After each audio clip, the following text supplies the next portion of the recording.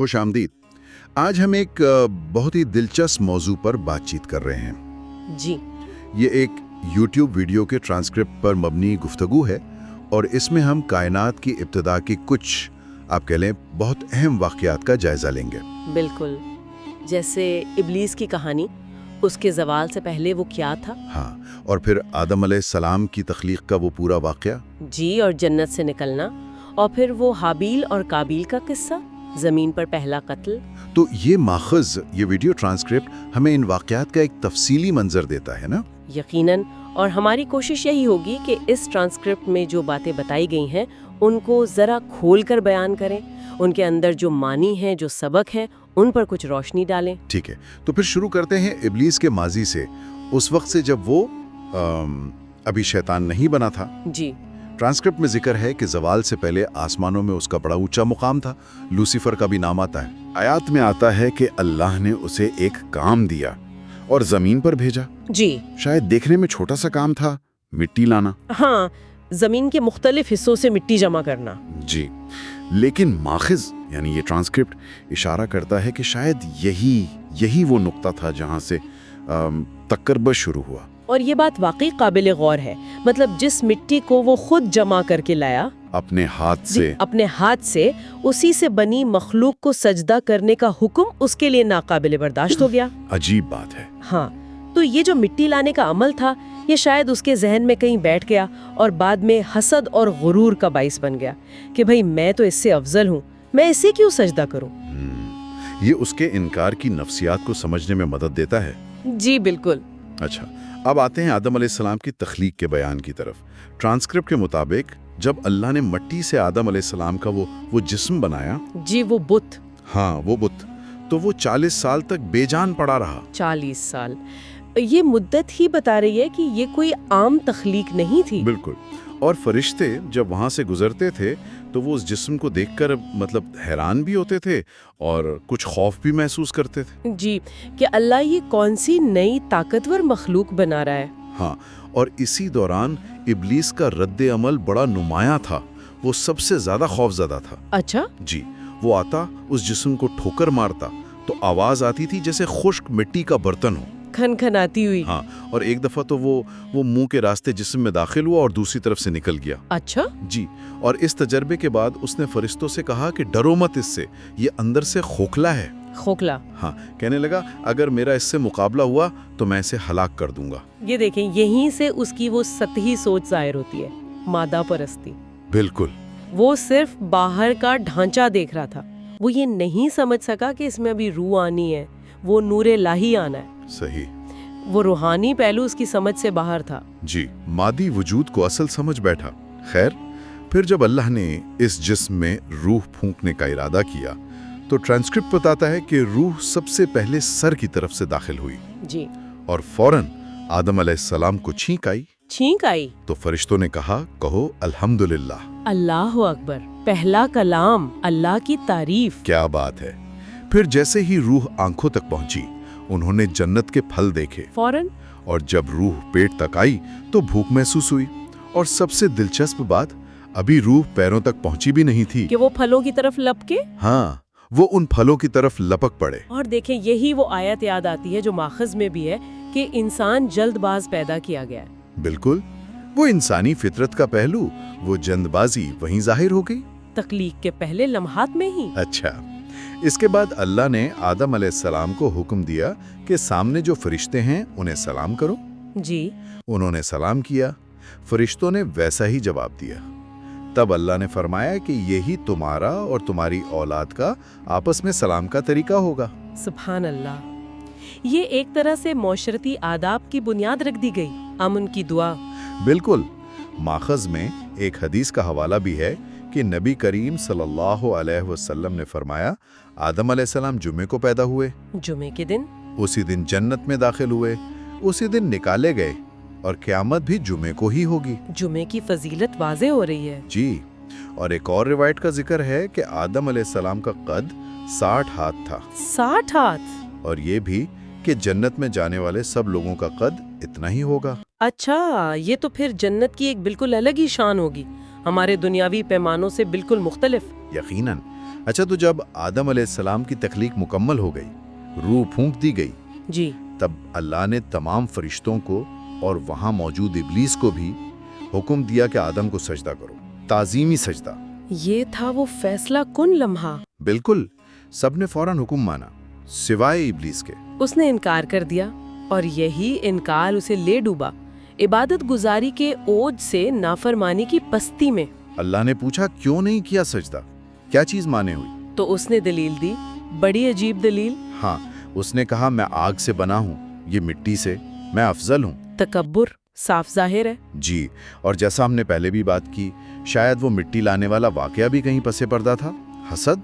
बिल्कुल हो सकता है। तो बुनियाद क्या बनी? तकब्बुर, अपनी तख्लीक पर गुरूर, और हसद, आदम अलैहिस्सलाम को जो फजीयत मिली उससे जलन। और अल्लाह के वाज़े हुक्म के मुकाबले में अपनी मंतिक पेश की। अपनी कमजोर मंतिक। तो नतीजा क्या निकला?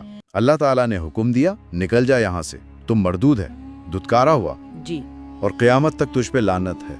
आसमानी मकाम खत्म, अल्लाह की रहमत से दूरी। बिल्कुल। इस पर इब्लीस, जो अब शैतान बन चुका था, उसने कहा, ए रब, चूंकि तूने मुझे गुमराह किया है, इल्जाम भी अल्लाह पर ही लगा दिया। हाँ, तो मैं भी इस कमजोर मखलूक यानी आदम की औलाद को जमीन में गुमराह करूंगा, उन्हें तेरे रास्ते से भटकाऊंगा, बस मुझे कयामत तक मोहलत दे दे।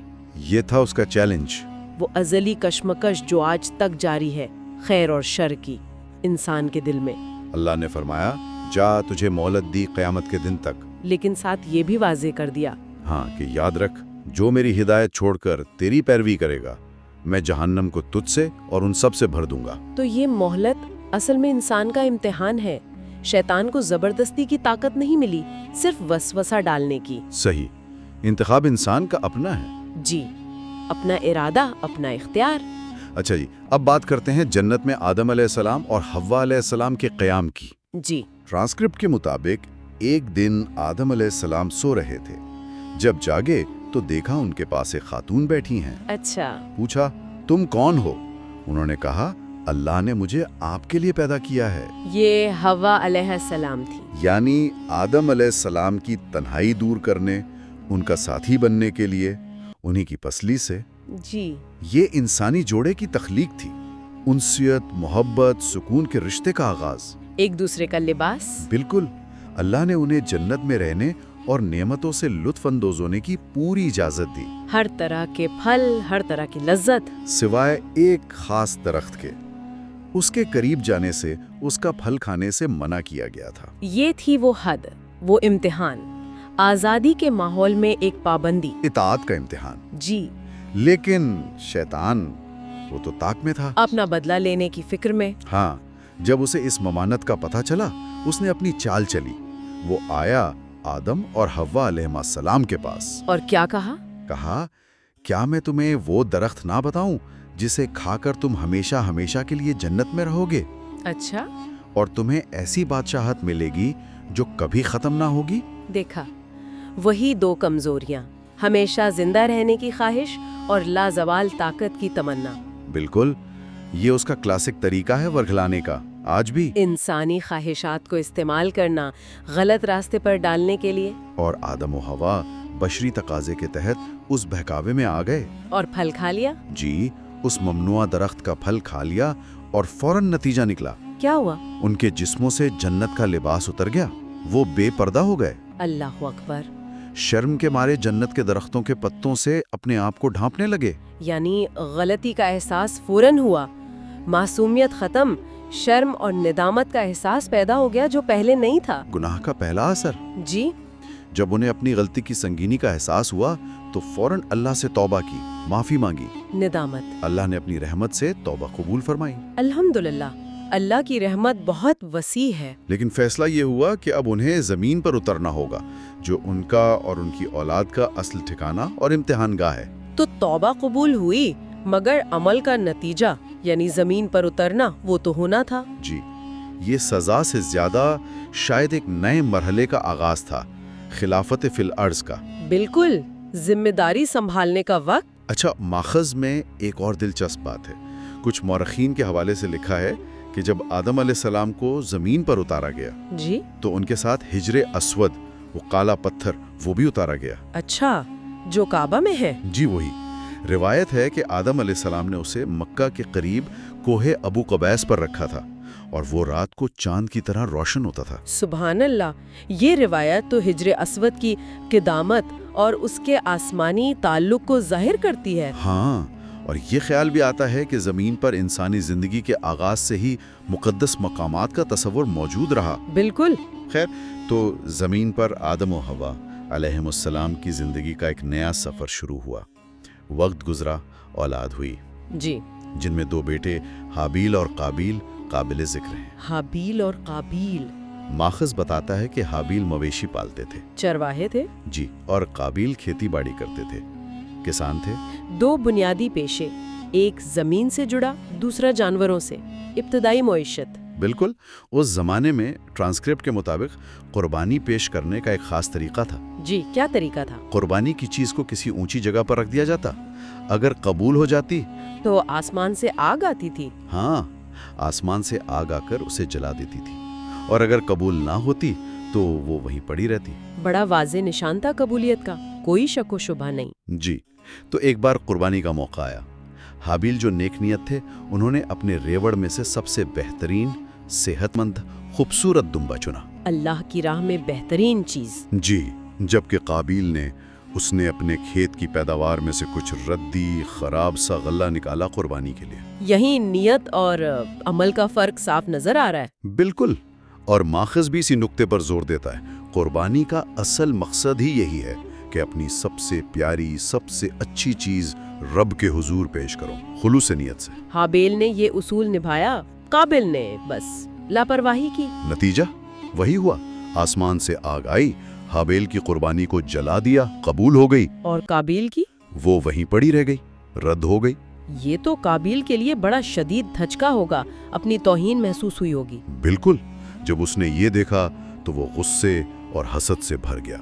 हसद, वही जज्बा जिसने इब्लीस को तबाह किया था, अब इंसानों के दरमियान आ गया। हाँ, अपने भाई की कामयाबी उससे देखी नहीं गई। उसने हाबील से कहा, मैं तुझे कत्ल कर दूंगा। अल्लाह, सीधी धमकी। जी। हाबील ने बहुत सब्र से जवाब दिया। उन्होंने कहा, अल्लाह तो सिर्फ परहेजगारों की, मुत्तकियों की कुर्बानी कबूल करता है। सही बात है। हाथ नहीं उठाऊंगा, मैं अल्लाह रब्बुल आलमीन से डरता हूँ। क्या खूबसूरत जवाब है। तकवा, अल्लाह पर यकीन, आखिरत की फिक्र, बदला लेने की बात ही नहीं की। लेकिन काबिल, उसके सर पर तो गुस्सा और हसद सवार था। उसने नहीं सुनी ये बात। नहीं, उसने अपने भाई हाबील पर हमला किया और उन्हें कत्ल कर दिया। इन्ना लिल्लाहि व इन्ना इलैहि राजिऊन। ये जमीन पर इंसान के हाथों होने वाला पहला कत्ल था। कितना बड़ा सानिहा। जमीन पर पहला खून बहा, भाई के हाथों भाई का। वजह हसद और गुस्सा। इंसानियत पर पहला दाग। जी। कत्ल करने के बाद काबिल परेशान हो गया। अब इस लाश का क्या करूं, कहाँ छुपाऊं? समझ नहीं आ रहा था उसे। हाँ, वो बैठा सोच रहा था कि अल्लाह ने एक कौवे को भेजा। कौवा? जी, कौवा। वो जमीन पर उतरा और अपनी चोंच और पंजों से जमीन खोदने लगा, जैसे कुछ दफना रहा हो। अल्लाह की तरफ से हिदायत, एक परिंदे के जरिए। बिल्कुल। इंसान को तदफीन का तरीका सिखाया गया। जी। मुर्दों की हुर्मत का ख्याल। जी। कौवे को देखकर काबिल को समझ आई कि क्या करना है। उसने भी जमीन खोदी और अपने भाई हाबील की लाश को दफना दिया। और फिर शायद पछताया होगा अपनी हरकत पर। जी, लिखा है कि वो अपनी इस हरकत पर और अपनी कम इल्मी पर अफसोस करने लगा। तो ये जो पूरा वाकया है हाबिल और काबिल का, इसमें बहुत से अहम पहलू हैं जिन पर गौर करना चाहिए। जी, क्या क्या? देखें, हसद की तबाहकारी, गुस्सा कैसे आपको तशद्दुद तक ले जाता है, जमीन पर गुनाह की इब्तदा कैसे हुई, नियत की अहमियत खासतौर पर कुर्बानी में, सही। और ये कि जो बुनियादी इंसानी तरीके हैं जैसे तदफीन, ये भी अल्लाह की तरफ से सिखाए गए। तो अगर हम इस सारी गुफ्तगू का खुलासा करें, जी। हमने इस वीडियो ट्रांसक्रिप्ट की रोशनी में देखा कि कैसे इब्लीस बुलंदी से गिरा, तकब्बुर की वजह से। कैसे आदम अलैहिस्सलाम की तख्लीक हुई, जी। उसमें अल्लाह की कुदरत और इंसानी फितरत के इब्तिदाई नक्श नजर आए। जी, वो जल्दबाजी वाला पहलू। फिर शैतान का बहकावा, जन्नत से निकलना, और फिर जमीन पर पहला कत्ल हसद की वजह से। जी। सवाल ये है कि ये सब जानकर हम क्या सीखते हैं?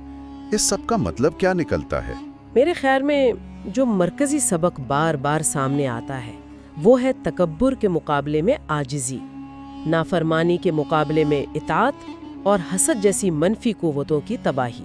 ठीक। یہ کہانیاں ہمیں یاد دلاتی ہیں کہ خیر اور شر کی کشمکش ہمیشہ سے ہے اور یہ ہمارے اندر بھی چلتی رہتی ہے۔ انتخاب ہمارا ہے۔ جی، اختیار ہمیں دیا گیا ہے، لیکن ساتھ میں ذمہ داری بھی ہے۔ ہمارے انتخاب، ہمارے اعمال، ان کے اثرات ہوتے ہیں۔ یہ قصے ہمیں اپنی اصل، اپنی کمزوریوں اور اپنی صلاحیتوں کو سمجھنے میں مدد دیتے ہیں۔ اور اپنے سامعین کے لیے ہم ایک آخری سوال چھوڑے جاتے ہیں جو سیدھا اس ماخذ سے جڑا ہے۔ جی فرمائیے۔ تخلیق آدم علیہ السلام کے واقعے میں آیا کہ انسان جلد باز پیدا کیا گیا ہے۔ جی، آج کی دنیا جو اتنی تیز رفتار ہے، ہر چیز فوراً چاہیے، انسٹنٹ گریٹیفیکیشن کا دور ہے۔ یہ جلد بازی ہماری زندگیوں پر، ہمارے فیصلوں پر، رشتوں پر، ہماری روحانیت پر کیسے اثر انداز ہو رہی ہے؟ بہت اہم سوال ہے۔ اس پر غور کرنا واقعی ہم سب کے لیے مفید ہو سکتا ہے۔